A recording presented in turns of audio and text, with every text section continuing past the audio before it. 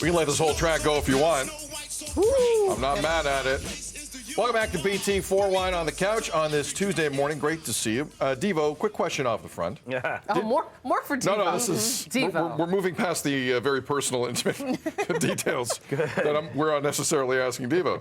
Did you take an Uber to work today? I did. As usual. Yeah. Okay. To and from each and every day. Is an Uber important in your life? It's extremely important in my life. Okay. Well, again, it kind of was snuck in. But City Council in October voted 16-7 to freeze drive-sharing licenses in the city of Toronto. And Uber did not like that. So as we talked about most of the morning here, news came out yesterday. Uber is suing the city of Toronto, and they're going to Ontario Supreme Court because Uber does not like that. The environment are some of the reasons that Mayor Olivia Chow and her team have cited. Congestion, as they try and go net zero at 2030 in the city of Toronto. Good luck with that. This is garnering a lot of responses here. Mayor, I'll go to you first. Is this a good thing or a bad thing that just happened here? Never mind the case going to the Supreme Court. We don't know how that's going to play out. But the action by City Council alone, your thoughts? Well, there seems to be on the negative side a sort of limitation to work, which I don't like because people are doing their best to make a buck right now. And I think that is tricky when you're limiting your population's ability to make a living. On the flip side of it, I don't find it difficult to get an Uber. Like, I'm not in want of Ubers. There seems to be a lot of them. And the city is incredibly congested. And Ubers drive in a specific kind of way in this city. You can kind of tell before you see the sticker because they're looking for someone or they're dropping someone off. So it's a type of driver, too, that is causing a little bit more hiccups in the matrix of Toronto traffic because they're having to stop and pick up and pull over and all that stuff. So I'm pulling Switzerland here. Right to work over right to not have traffic. I'm not in want of more Ubers right now. So I'm going to say from a personal standpoint, I think I see their point. Okay. Yeah. Steve O'Brien. Yeah, so they're saying that they want to cap it to what the amount of drivers that there were in October. I don't know what that number is. I'd love to know what that number is. Seems like it's a lot of people, right? There's a lot of Ubers in the city. Again, that's my majority of transportation happens through ride sharing. And I rely on it a lot. And I want it to be super convenient. That selfishly, I want it to be there ready within like 2-3 minutes because that's kind of how I plan my schedule. Because that's how spoiled we are now having that. But back in the day, when there was taxis there, they limited licenses because you were getting that congestion. Because that's the other thing. I'm riding up in one car with one driver. And I'm in a lane and a lane and lane of traffic, which looks exactly the same.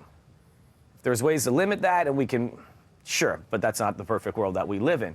So I need to know what those numbers are, and maybe during certain time periods, you adjust those numbers of vehicles that are allowed. You know what I mean? Like, if it's rush hour, maybe it's limited, or maybe it's more, whatever we need to do based on the studies that someone way smarter than me would do.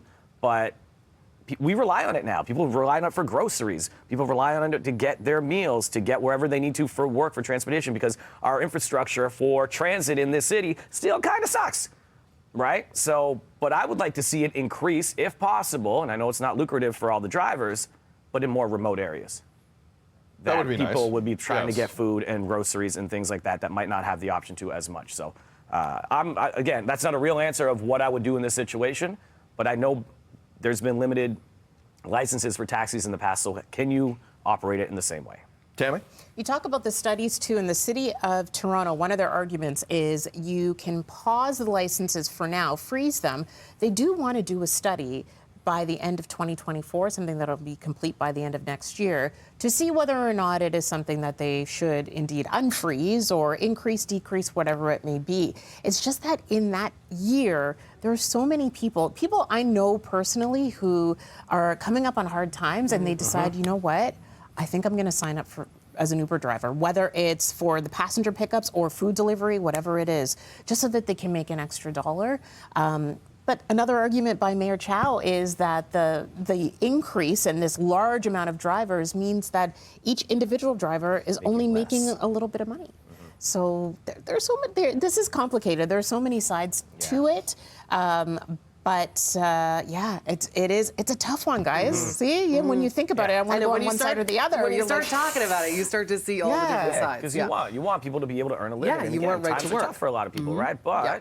you need to, again, like that convenience that we have to go place to place is being slowed down by all these extra cars that are on the road that we are still trying to use. But this is big precedent that's about to be set here between the city and businesses, right? Sure. Like Mayor Chow can do this with, if this goes Toronto's way, look out. Because now you're going to have, she's going to have a lot of space to do a lot of things with a lot of companies if you're going to put the environment first and foremost, which a lot of people are. I have to say, though, it is pretty obvious where Mayor Chow's stance was right off the front when it came to cars in this city. Took a bike to her inauguration, essentially, her swearing in. We know her history. We know where she lies on this issue. You cannot expect this city to just become a bike city when it's been mismanaged to this extent for this long when it comes to traffic, when it comes to construction, when it comes to half-ass transit that is still attempting to be completed on the Eglinton LRT, among the other areas that are needed in this city. I applaud the thought. But I get frustrated when thought and reality do not mesh at some level. This is not realistic. And people need ways to get around this city. And Uber and other ride-sharing places, at the minimum, give you another option. So to think that's just going to shut down, someone needs to explain to me then where people go. Because this city has not been put together in any type of proper or logical way. We can get out of it. It's going to take 50 years. We can get out of it. But that's not the world we live in. Try driving anywhere in the city right now. Try doing anything in the city right now. Try taking transit anywhere in the city right now, safely. Taking transit safely in the city is a dicey proposition. So I think taking away an avenue from people is a mistake. I think it's short-sighted, and it was rushed into. We know why this mayor rushed into it, had basically zero public consultation on this. And there's a part of me that wants Uber to win this in the courts. I'll be honest with you, because I think people need choices. The city's not put together. It's like a disjointed Lego set that you don't know where anything really should go, but people need a choice. Anyway, just my opinion. I'm not the Ontario Supreme Court. We'll see where that falls. Let us know. Feedback at Breakfast Television. Do we need more or less Ubers or ride shares in general in this city?